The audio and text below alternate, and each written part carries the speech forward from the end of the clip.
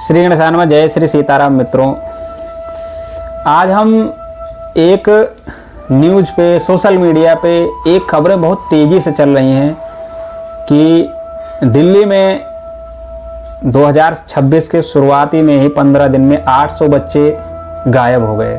दिल्ली से, मुंबई से 800 बच्चे।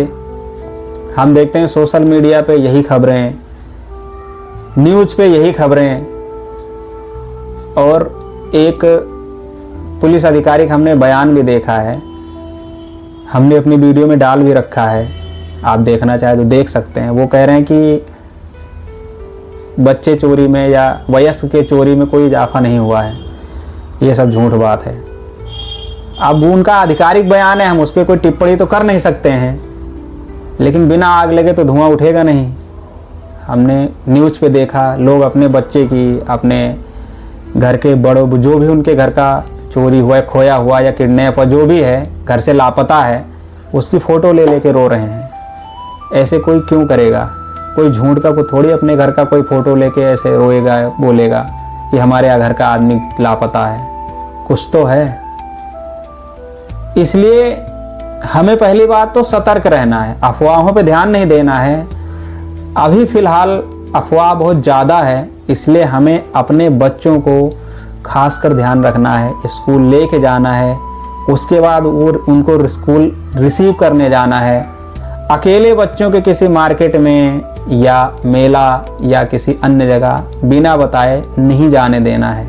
हमें अपने बच्चों पर खास नज़र रखनी है, और यदि हमारे घर का कोई भी बाहर है तो हमें उससे कांटेक्ट करते रहना बीच बीच में, क्योंकि आजकल हमारे यहाँ कई सारी चीज़ें हम देखते हैं। इससे पहले चोरी की बहुत अफवाह उड़ी थी कि जगह जगह चोर आ रहे हैं, कोई कह रहा ड्रोन से चोरी होती है, निगरानी करते हैं, क्या है।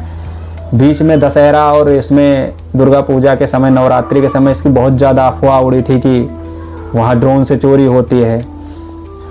अभी जो अफवाह है वो दिल्ली और मुंबई को लेके बहुत ज़्यादा है। हम भी दिल्ली से सटे NCR में रहते हैं।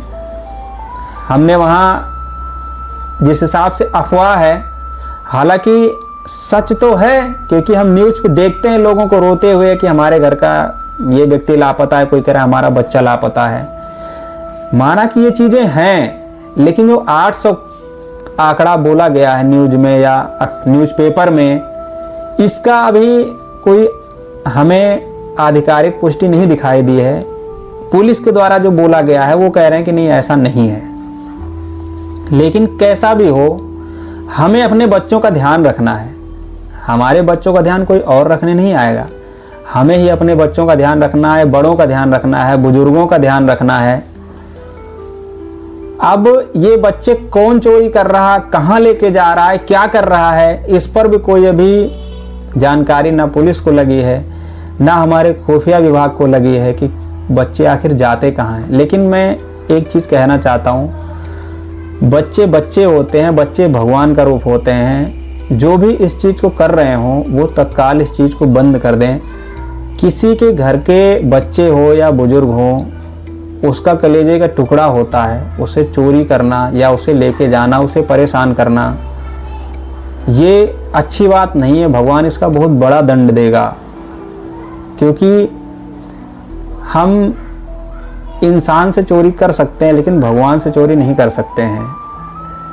कहते हैं ईश्वर के लाठी में आवाज़ नहीं होती है। हम अपना जीवन क्यों नरक में ढकेलें? हम किसी के बच्चे को चुरा के हम उसे सिर्फ कितना कष्ट देते हैं। कोई अपने कलेजे के टुकड़े से अगर दूर होता है तो उसके ऊपर क्या बीतती है, एक बार सोच के देखना चाहिए, क्योंकि दिल सबके अंदर है।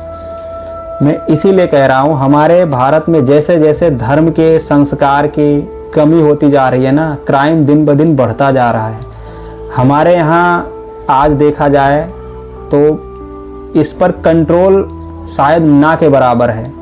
हम टीवी खोलते हैं, सुबह देखते हैं न्यूज़, कितने मर्डर के केस, कितने रेप के केस, कितने किडनैपिंग के केस।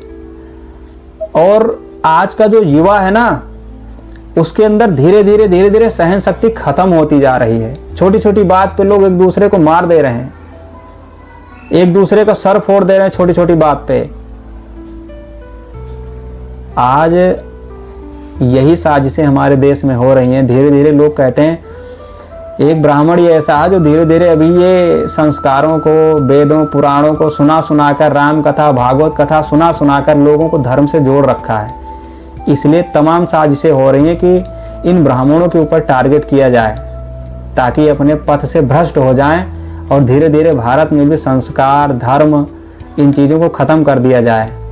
फिर हम आज देखो, अंग्रेज हमारे यहाँ से चले गए, लेकिन लोग अंग्रेजी बोलने में अपनी शान समझते हैं। हमारे यहाँ हिंदी भाषा बोलो तो कहेंगे अनपढ़ है, गंवार है, और जब कोई अंग्रेजी बोलता है ना तो उसको कहते हैं बड़ा टैलेंटेड आदमी है, ये तो बहुत आता है, बहुत पढ़ा लिखा है।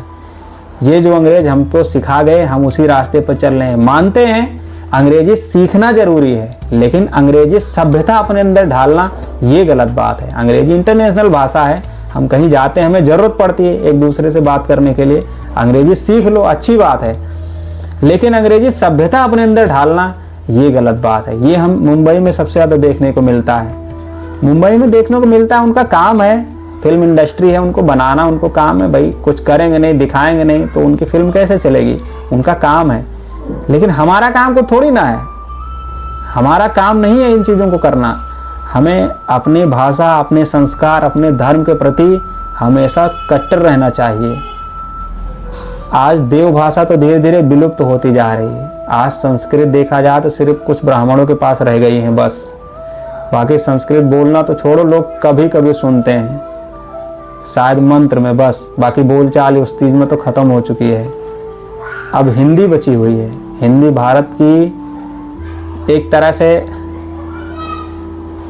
प्राण है संस्कृत के बाद, इसलिए अब हिंदी बोलने में भी लोगों को शर्म आती है। बड़े बड़े लोगों को हमने देखा है अंग्रेजी बोलना अपनी शान समझते हैं, ऐसा नहीं है। अंग्रेजी आप सीख लीजिए, लेकिन आप जिस मातृभूमि से हैं वहाँ की मातृभाषा को बोलने में आपको शर्म नहीं आनी चाहिए। हम कई बार होते हैं, हम अपने गांव की अवधी भाषा बोलते हैं, भाई हम बोलते हैं मतलब बोलते हैं, हमारी मातृभाषा है अवधी, हम बोलते हैं। कभी ज़रूरत पड़ती है तो शुद्ध हिंदी में बात करते हैं। कभी वैसा कोई आगे जो हमारी भाषा नहीं समझता उससे हम अंग्रेजी में बात कर लेते हैं, लेकिन जो हमारी मातृभाषा उसको हमको थोड़ी ना बोलने हमें कोई शर्म नहीं आती है, हम कहीं भी बोल देते हैं। इसलिए हमें हमेशा अपने देश के प्रति, अपने धर्म के प्रति, या जो कोई हमारे धर्म सिखाता है, संस्कार सिखाता है, उसका हमें हमेशा सम्मान करना चाहिए। उसको कुछ कहे ना तो उसकी तरफ से और बोलना चाहिए, ये नहीं कहना चाहिए कि नहीं ये गलत कर रहे हैं। इसलिए आप ब्राह्मणों का सम्मान करिए। हम ये नहीं कहते आप जो वैसे ब्राह्मण हैं जो नीच कर्म करते हैं हम उनका सम्मान करने के लिए नहीं कहते हैं, लेकिन जो ब्राह्मण वेद पाठी हैं, धर्म पे चलने वाले हैं, पूजा पाठ करने वाले हैं, संस्कार सिखाने वाले हैं, उनका सम्मान करते रहने चाहिए ताकि हमारे देश में धर्म संस्कार जिंदा रह सके। जय श्री सीताराम।